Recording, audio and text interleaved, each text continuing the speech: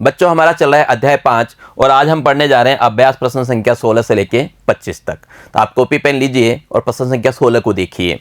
यहाँ पे लिखा हुआ है निम्नलिखित प्रश्नों के उत्तर दीजिए। यहाँ पे प्रश्नों के कई पार्ट बनाए गए हैं। सबसे पहले हम पहले पार्ट की बात करें तो ये लिखा हुआ है ठंडा करने पर किसी अनुचुंबकीय पदार्थ का नमूना अधिक चुंबकन क्यों प्रदर्शित करता है, और किसके लिए बात करनी है आपको, एक ही चुंबककारी क्षेत्र के लिए बात करनी है। यानी ठंडा करने पर जो अनुचुंबकीय पदार्थ है वो अधिक चुंबकन क्यों प्रदर्शित करता है ये बताना है। देखो, कम जो ताप होते हैं वहाँ पे यादृच्छिक ऊष्मागतिकी कम हो जाती है, और जब आपकी कहते हैं यादृच्छिक ऊष्मागतिकी कम होती है तो चुंबकीय द्विध्रुवों के बाह्य चुंबकीय क्षेत्र के अनुदिश समायोजित होने की प्रवृत्ति क्या होती है, अधिक होती है, इसलिए ऐसा होता है। ठीक है, चलिए बी पार्ट की बात करें। बी में कहा गया है कि अनुचुंबकत्व के विपरीत प्रतिचुंबकत्व पर ताप का प्रभाव लगभग नहीं होता है, क्यों। यानी अनुचुंबकत्व में तो ताप का प्रभाव होता है, प्रतिचुंबकत्व में नहीं होता है, ये अपने को बताना है। क्यों होता है ऐसा, देखिए प्रतिचुंबकीय पदार्थों में प्रेरित चुंबक के आघूर्ण सदैव क्या होता है, बाह्य चुंबकन क्षेत्र के विपरीत होता है ना। इस कारण होता है, चाहे पदार्थ में क्या हो, परमाणु की गति कैसी भी हो, हमेशा ऐसा ही होता है। चलिए सी पार्ट की बात करें। यहाँ कहा गया है कि यदि एक टोरॉइड में बिस्मथ का क्रोध लगाया जाए तो इसके अंदर चुंबक के क्षेत्र उस स्थिति की तुलना में कम होगा या ज़्यादा होगा, जबकि क्रोध क्या है, खाली है। इस किंचित का मतलब है थोड़ा सा, है ना। तो क्या होगा, जब आप बिस्मिथ को लेंगे तो बिस्मिथ क्या है, एक प्रतिचुंबकीय पदार्थ है, और इससे क्या होगा, कुछ थोड़ा सा कम हो जाएगा। ठीक है, चलिए डी पार्ट पे चलते हैं। यहाँ पूछा जा रहा है कि किसी लोह चुंबकीय पदार्थ की चुंबकशीलता चुंबकीय क्षेत्र पर निर्भर करती है, पूछा जा रहा है आपसे। यदि हाँ तो उच्च चुंबकीय क्षेत्र के लिए इसका मान कम होगा या अधिक होगा, ये भी बताना है। नहीं करती है। चुंबक के वक्र अपन देखते हैं तो वहाँ से हमें दिखाई देता है कि जो चुंबकीय पारगम्यता है निम्न चुंबकन क्षेत्र के लिए अधिक होती है। ठीक है, समझ गए बात को। चलिए ई को देखें। ई में लिखा गया है किसी लोह चुंबक की सतह के प्रत्येक बिंदु पर चुंबकीय क्षेत्र रेखाएं सदैव लंबवत होती है। यह तथ्य उन स्थिर विद्युत क्षेत्र रेखाओं के लिए सदृश्य है जो कि चालक की सतह के प्रत्येक बिंदु पर लंबवत होती है। आपको बताना है क्यों। भाई इन्होंने कहा किसी लोह चुंबकीय की सतह के प्रत्येक बिंदु पर चुंबकीय क्षेत्र रेखाएं सदैव क्या होती हैं, लंबवत होती है। तो ऐसा क्यों होता है, देखिए तथ्य कब होता है। ये तथ्य दो माध्यमों को पृथक करने वाले अंतः पृष्ठ पर चुंबकीय क्षेत्र B और चुंबकन क्षेत्र H की सीमा शर्तों पर आधारित है। जब एक माध्यम के लिए म्यू का मान 1 से बहुत अधिक बड़ा है तो क्षेत्र रेखाएं इस माध्यम पे क्या होती है, लंबवत आकर मिलती है। बात करें हम F वाले की। यहाँ पे F पे लिखा हुआ है क्या किसी अनुचुंबक के नमूने का अधिकतम संभव चुंबकन लोह चुंबक के चुंबकन के परिमाण की कोटि का होगा। तो बिल्कुल हाँ होगा, इस कोटि का मिलेगा। देखिए आंसर होगा अपना हाँ। संतृप्त चुंबकन की अवस्था में अनुचुंबकीय पदार्थ का चुंबकन लोह चुंबकीय पदार्थ की कोटि का ही होता है। ठीक है, उस पर क्या होता है, कौन सी स्थिति में, संतृप्त चुंबकन की अवस्था में जो अनुचुंबकीय पदार्थ हैं उनका जो चुंबकन होता है लोह चुंबकीय पदार्थ की कोटि का ही होता है। उसमें क्या हो सकता है, थोड़ा बहुत सूक्ष्म अंतर हो सकता है। साथ ही अनुचुंबकीय पदार्थ के लिए अपेक्षाकृत उच्च बाह्य चुंबकन क्षेत्र की आवश्यकता होगी। ठीक है, थोड़ा बहुत अंतर हो सकता है लेकिन लगभग बराबर सा ही आता है। बात करें हम प्रश्न संख्या 17 की, तो यहाँ पे लिखा हुआ है निम्नलिखित प्रश्नों के उत्तर दीजिए। तो यहाँ भी कई पार्ट बने हुए हैं। पहला है लोह चुंबकीय पदार्थ के चुंबकन वक्र की अनुत्क्रमणीयता डोमेनों के आधार पर गुणात्मक दृष्टिकोण से समझाइए। थ्योरी पार्ट में हमने पढ़ा था और ग्राफ भी बनाया था, तो वहाँ पे अपन ने क्या किया था, विस्तृत अध्ययन किया था। तो यहाँ नहीं देखेंगे इसको हम, आप थ्योरी पार्ट को देखिए, वहाँ पे बताया हुआ है। इसका बी पार्ट देखें। बी पार्ट में है कि नर्म लोहे के एक टुकड़े के शैथिल्य लूप का क्षेत्रफल कार्बन स्टील के टुकड़े के शैथिल्य लूप के क्षेत्रफल से कम होता है। लोहे का जो अपना एक कर्व होता है, शैथिल्य वक्र होता है, इसका क्षेत्रफल स्टील से कम होता है। यदि पदार्थ को बार बार चुंबकन चक्र से गुजारा जाए तो कौन सा टुकड़ा अधिक ऊर्जा का क्षय करेगा। देखिए अधिक ऊर्जा का जो क्षय होगा वो किस में होगा, कार्बन स्टील के टुकड़े में। आपको थ्योरी पढ़ाया था, वहाँ भी बताया था। कारण क्या है, इसका कारण इतना सही है कि प्रति चक्र ऊर्जा ह्रास जो होता है वो चुंबकीय सेथिले लूप के क्षेत्रफल का क्या होता है, प्रोपोर्शनल होता है, समानुपाती होता है। और स्टील का क्षेत्रफल लोहे की तुलना में क्या होता है, अधिक होता है। ठीक है, चलिए सी पार्ट को देखते हैं। यहाँ पे सी पार्ट, यहाँ लिखा हुआ है लोहा चुंबक जैसा सेथिले लूप प्रदर्शित करने वाली कोई प्रणाली स्मृति संग्रहण की युक्ति है, इस कथन की व्याख्या कीजिए। देखिए स्मृति संग्रहण क्या होता है, मेमोरी स्टोरेज, मेमोरी क्या करना, स्टोरेज करना, याददाश्त को रखना, ज़्यादा संग्रहित करना, ये कहलाता है। किसी लोहा चुंबकीय पदार्थ का जो चुंबकन न केवल चुंबकन क्षेत्र पर निर्भर करता है बल्कि यह इस तथ्य पे भी निर्भर करता है कि चुंबकन के कितने चक्र गुजर चुके हैं, सभी पे निर्भर करता है। तो इसलिए क्या है, ये क्या हो गया आपका, ये स्मृति संग्रहण की युक्ति है। क्लियर।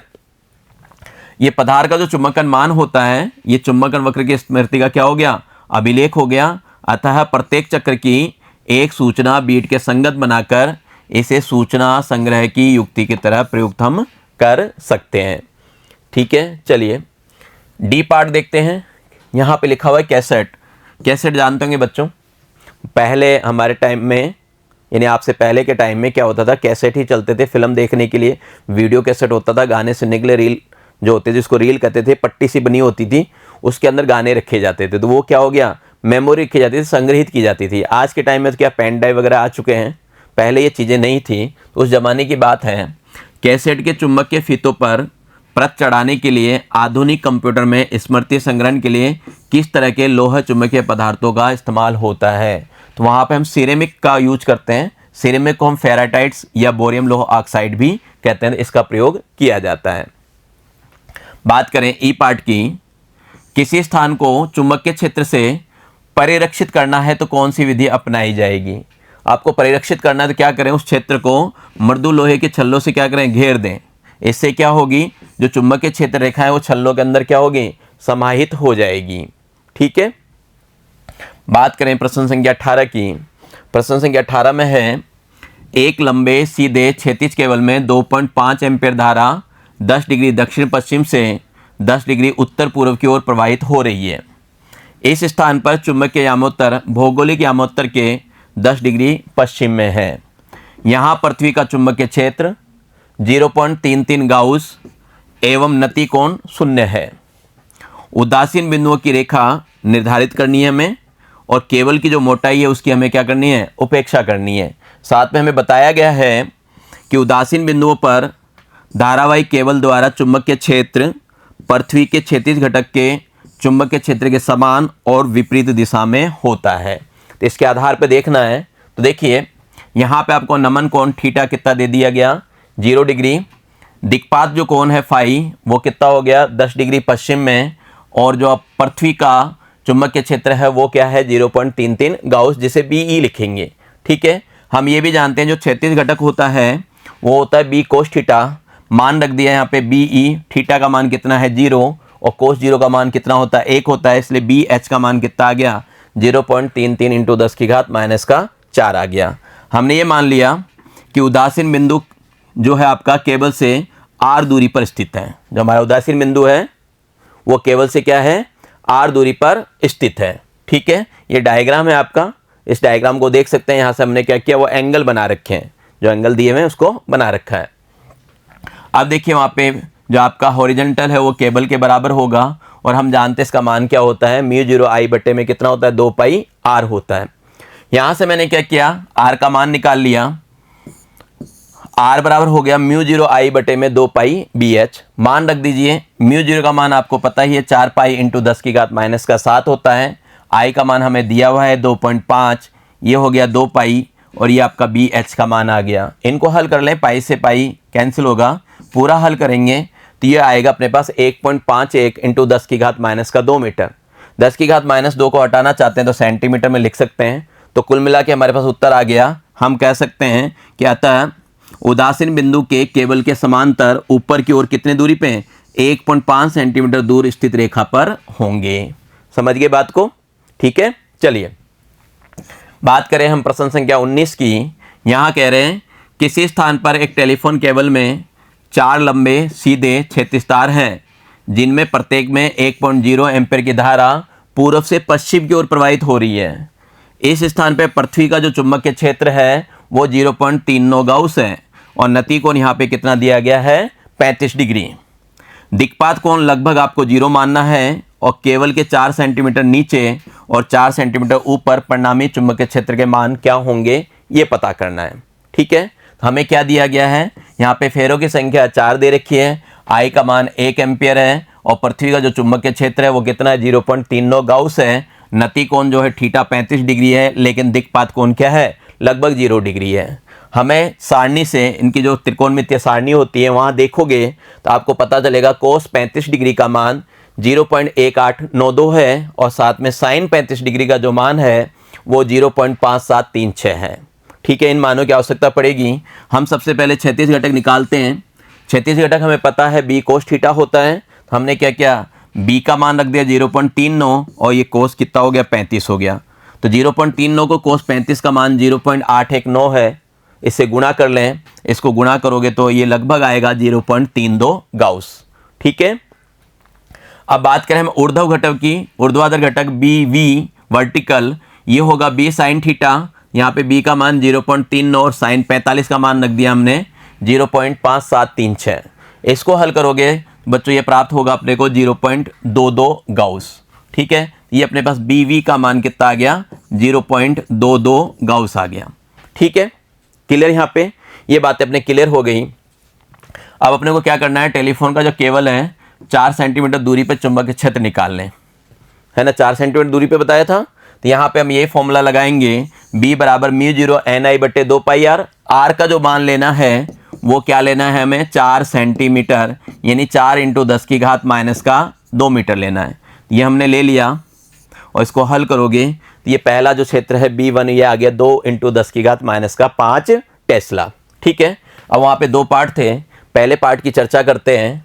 टेलीफोन के केबल के ऊपर पूर्व से पश्चिम दिशा में धारा प्रवाह के लिए टेलीफोन केबल के ऊपर स्थित बिंदुओं पर केबल का जो चुंबकीय क्षेत्र है जो कि क्षैतिजतः दक्षिण से उत्तर दिशा में होगा, है ना। कहने का मतलब पृथ्वी के चुंबकीय क्षेत्र के क्षैतिज घटक के क्या होगा अनुदिश होगा, उसको क्या होगा इसके अनुदिश होगा। इसी के अनुदिश होगा तो दोनों को हमें क्या करना पड़ेगा ऐड करना पड़ेगा। जो हॉरिजेंटल होगा वो क्या होगा मेरा BH + B1 होगा। BH का मान रख दीजिए 0.32 × 10⁻⁴ और B1 अभी निकाला हुआ है अपने पास 2 × 10⁻⁵। इनको जोड़ लेंगे, जोड़ नहीं पाएगा 5.2 × 10⁻⁵ टेस्ला। परिणामी निकालना चाहते हैं ये सूत्र लगा दीजिए B बराबर √BV² और हॉरिजेंटल जिसको अपन ने H क्या रखा है इसका स्क्वायर। तो मान रखें, देखिए BV का मान देखें तो यहाँ पे BV का मान आया था अपने पास 0.22 गाउस।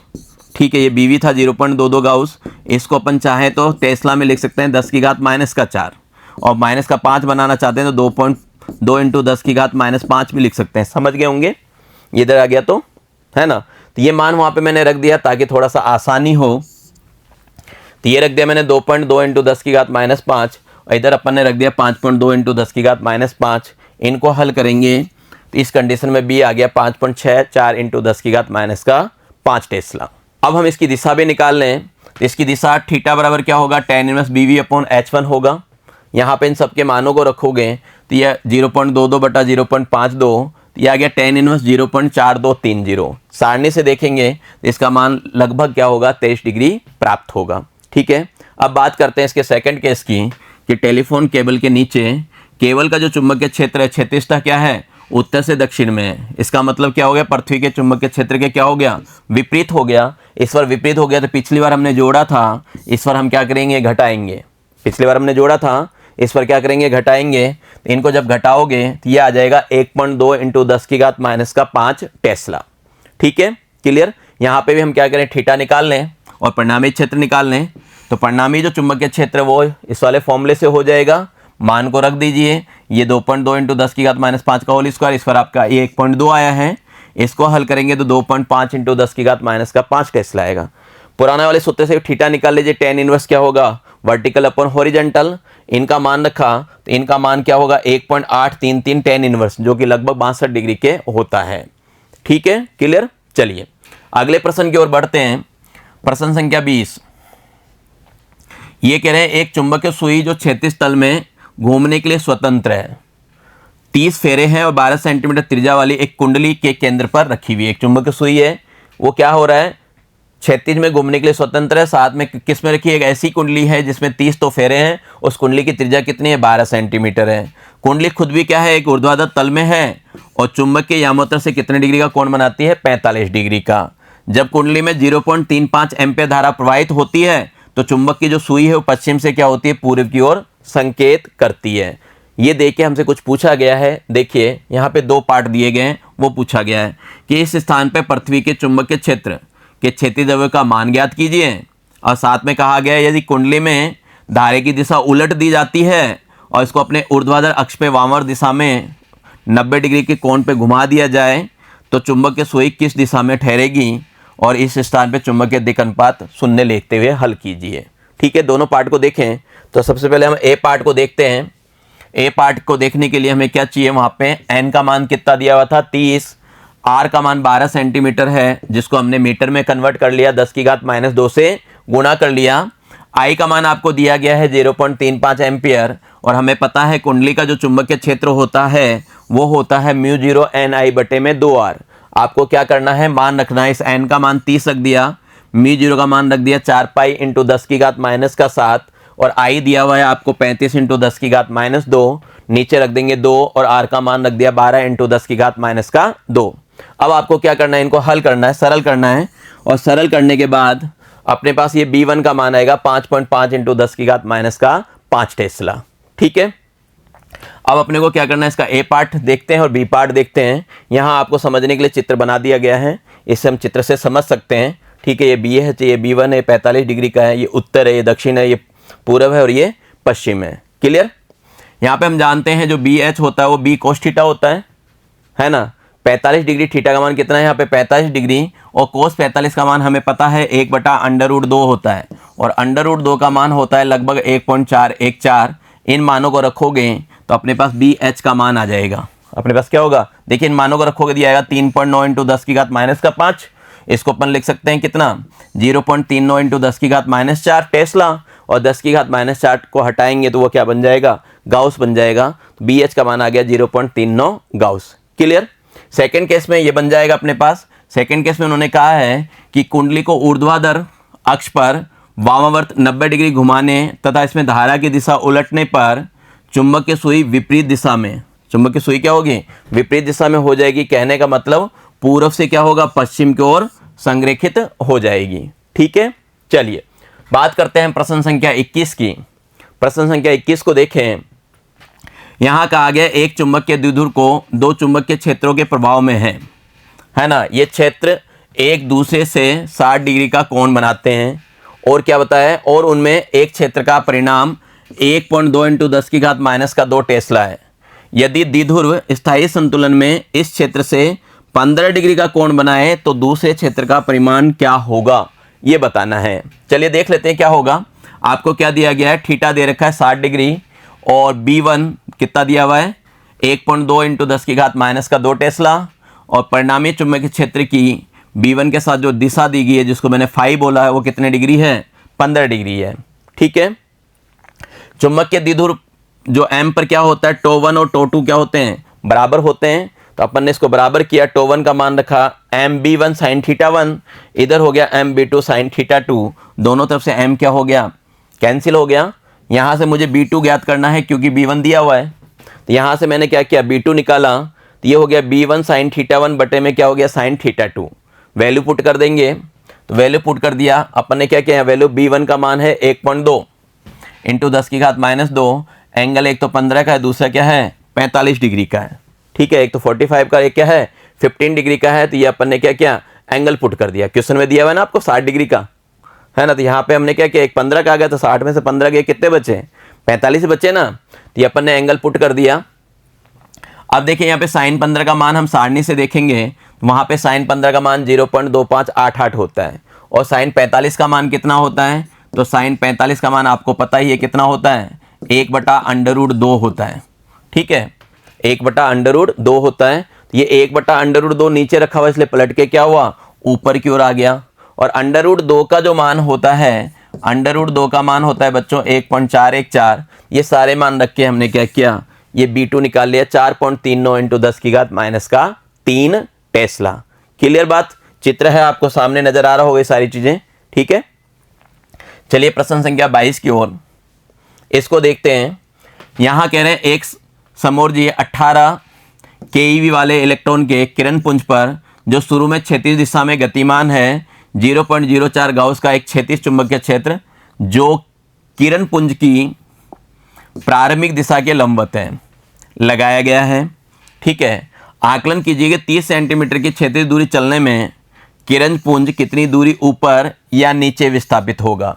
हालांकि ये मान अपने को पता होना चाहिए, एम ई यानी इलेक्ट्रॉन का द्रव्यमान 9.11 इंटू 10 की घात माइनस का 31 किलोग्राम होता है। ई का मान होता है 1.60 इंटू 10 की घात माइनस का 19 कूलाम। चलिए देखते हैं, यहाँ पे इसका डायग्राम बना लिया। ये डायग्राम हो गया अपने पास। क्या दिया हुआ है आपको, इलेक्ट्रॉन की ऊर्जा दे रखी है, कितनी दे रखी है अपने को 18 इंटू 10 की घात 3 इलेक्ट्रॉन वोल्ट, ये दे रखा था आपको, ठीक है। तो अपन ने लिख लिया। अब देखिए यहाँ पे जो आपको दिया हुआ था 18 था, के लिखा हुआ था, के का मतलब होता है किलो, और किलो के लिए हमने क्या किया, इसको 10 की घात 3 से गुणा कर लिया। तो बात वही है, 18 इंटू 10 की घात 3 इलेक्ट्रॉन वोल्ट बोल लीजिए या 18 किलो इलेक्ट्रॉन वोल्ट बोलिए। फिर देखिए बी का मान कितना दिया हुआ है, तो बी का मान अपने को दिया हुआ है 0.04 गाउस, तो यही हमने यहाँ पे बी का मान लिख लिया, ठीक है। एक्स जो दिया हुआ है वो कितना है अपने पास, एक्स अपने पास 30 सेंटीमीटर की दूरी की बात कर रहा है, हमने ये ले लिया 30 सेंटीमीटर। एम ई आपको दिया हुआ है, ई का मान अपने को दिया हुआ है, इलेक्ट्रॉन का द्रव्यमान 9.11 इंटू 10 की घात माइनस का 31 किलोग्राम, और आवेश का मान ई कितना 1.6 इंटू 10 की घात माइनस का 19 कूलाम जो दिया हुआ है अपन ने यहाँ क्या लिख लिया। इलेक्ट्रॉन का जो प्रारंभिक वेग होता है ये होता है ई बराबर क्या होता है, देखिए इससे निकाला अपन ने, ई बराबर होता है हाफ एम वी स्क्वायर, ठीक है। यहां से वी स्क्वायर का मान निकाला तो क्या निकला 2e अपॉन एम निकला, और अंडर रूट ले लिया तो ये v बराबर हो गया अंडर रूट 2e बटा एम। वैल्यू है अपने पास, सबकी वैल्यू है, सबकी वैल्यू पुट कर दीजिए। 2e का मान रख दिया, ठीक है, अपन ने क्या किया e का मान रख दिया और m का मान रख दिया। इन सब के मानों को रख के इसको हल करेंगे। अब देखिए चुंबकीय क्षेत्र में इलेक्ट्रॉन की पथ की जो त्रिज्या होती है इससे प्राप्त कर सकते हैं एम वी स्क्वायर बटे आर बराबर क्या होगा ई वी बी। यहां से आर का जो मान आ गया वो आ गया एम वी बटा ई बी, ठीक है, ये क्या हो गया एम वी बटा ई बी। वी का मान रखा हमने अंडर 2e बटा एम, ठीक है, इसको हल कर लिया था, इसको दे दिया हमने समीकरण नंबर 2, ठीक है। इसको थोड़ा सा सरल करके हमने क्या किया, समीकरण नंबर 2 दे दिया। और x दूरी पे चलने पे जो विक्षेप होगा वो क्या होगा, d बराबर होगा x/2 tan थीटा, ठीक है। x/2 क्या होगा tan थीटा, थीटा बहुत ही कम है, जब थीटा बहुत ही कम होता है तो tan थीटा को लगभग थीटा के बराबर रखा जाता है।